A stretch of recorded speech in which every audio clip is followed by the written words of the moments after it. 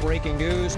This is a huge trade. The Dallas Cowboys are trading Micah Parsons to the Green Bay Packers. What the hell are we doing as a franchise? This is a gamble should not have taken. This is a microcosm of what's been happening with this franchise. This is a dark and sad day. You know, there's nowhere else to start NFL Live today. An enormous trade of an All-Pro a week before the season. Micah Parsons, a Packer, a North Star. Dallas trading maybe the league's most consistent pass rusher to Green Bay.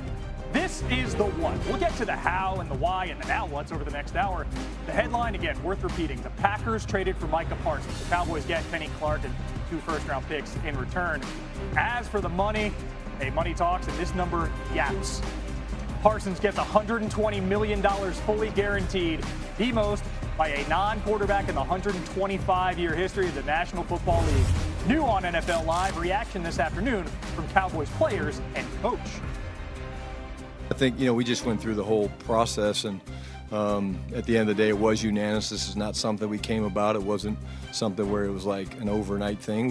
We had talked about it, and at the end of the day, I think when you look at a football team, when you can potentially add up to 4 or 5 players and things like that, it gives you the ability to do some things. We were certainly excited about the addition of Kenny Clark. You mentioned your conversation with Jerry. What was his main message to you?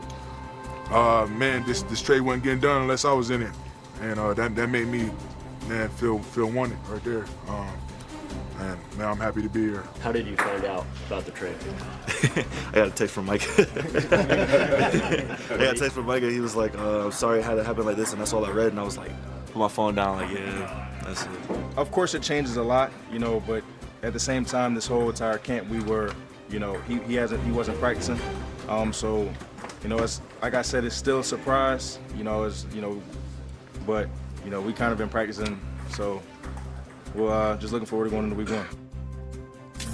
We'll see what happens with Parsons' absence, but his impact every season of his young career is undeniable. Not just 4 Pro Bowls in 4 years. He's number 1 in pass rush win rate and pressure percentage since entering the league. And if you go year by year, he's never been lower than second in either category in any season. Cowboys owner and GM Jerry Jones spoke last night and made it sound like this was all part of a grander plan. There's no question that I could have signed him in April. And so we all know that to have agreements, all parties have to agree. But this was by design. This gives us a better chance to be a better team than we have been the last several years. Not only do we immediately get a player, but those draft picks could get us, I'm talking top Pro Bowl type players, could. Not necessarily, you're going to be quick to say, you won't necessarily get those players, you got to draft them or acquire them. But they could get us as few as 3 or as many as 5 outstanding players. The biggest story of the NFL offseason takes an unexpected twist. We've got it covered from every angle with Jeremy Fowler, Mina Kimes, Bill Barnwell, Rob Domofsky standing by, as is Todd Archer. I'm Phil Murphy. Jeremy, it wasn't that many days ago. The likelihood of this trade seemed remote. What are you hearing about why the Cowboys ended up doing this? Well, Phil, the Cowboys decided early this week to just cut bait. They realized that whatever deal Jerry Jones thought he cut with Micah Parsons back in April in the meeting rooms, he thought he had a deal with the player. They were not accepting that. The Cowboys realized that, and the offers got a little bit better. I was told that team CEO Stephen Jones told the Packers or other teams, hey, it's going to take at least 2 ones and an impact defensive front player. And the Packers had the best package of them all. There were multiple teams involved. And so they sweetened the pot and got it done. And so this was a situation where there was just a fundamental difference between how the player's agent viewed the situation, how the owner viewed it. They just could not reconcile that in the end. Yeah, I mean, just bluntly, I have yet to hear a coherent football defense of this from Dallas's side. If the argument, and we kind of heard Jerry spell this out, is they wanted to get better on run defense in the short term while also getting better on the long term with draft picks, it's not a good case. First of all, if that was the thinking behind it, then they should have made this move back in the spring, when I have to believe they would have gotten a better return than this. A player who was a better run defender than Kenny Clark at this point in his career. Draft picks that were better than the ones they're likely to get from Green Bay, which are probably going to be near the end of the first round based on how good I think this team is. Draft picks that they could have spent this year on the likes of, I don't know, Tyreek Williams, the run-stuffing defensive tackle who went to Detroit. This makes the Dallas Cowboys a significantly worse team this season, and beyond that, it's entirely speculative. Sure, one of those late firsts could be Micah Parsons, but history suggests that is not going to happen. So if I'm a Cowboys fan, I'm absolutely furious because the process behind this has been so utterly flawed. Yeah, Jerry Jones framing this process as logical and getting to a point that made sense does not really add up. By his own account, in March, Jerry Jones thought he signed Micah Parsons to an extension. And now we're sitting here in August, several months later, and he suddenly realized the Cowboys had a bad run defense? Nothing's changed between March and August when it came to the Cowboys' run defense. It was bad in 23, it was bad in 24. Nothing has changed. The old 22 existed when Jerry Jones made this deal with Micah Parsons in March. The reality is, what Jeremy said is absolutely correct.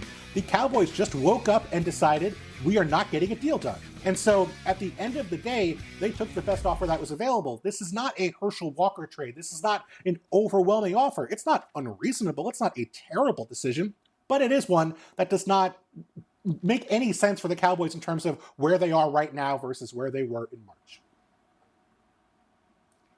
Yeah, earlier this week we were speculating about which teams might be interested in putting together an offer, and we were coming up with the entire NFL, right? But the reality is the NFL season starts next week. So, and as great as Micah Parsons is, and as much as many teams wanted him, this is not the optimal time to trade a player. So, to me, you can't argue, if you're Dallas, that there was coherent logic or process behind this, because they clearly changed their mind at some point this summer. And the fact that they did, and the fact that it clearly seems to be about the negotiation and Jerry's frankly outdated interpretation of how that thing should go. The reality is, guys, if he was a GM and not the owner of this team, he would not have a job, in my opinion, after this season. Yeah, Mina, to your point, you made a great point about pre-draft. Should they have made the trade then, maybe they would have gotten a little more. I know a lot of teams I talked to agreed with that, but I did check with the Cowboys.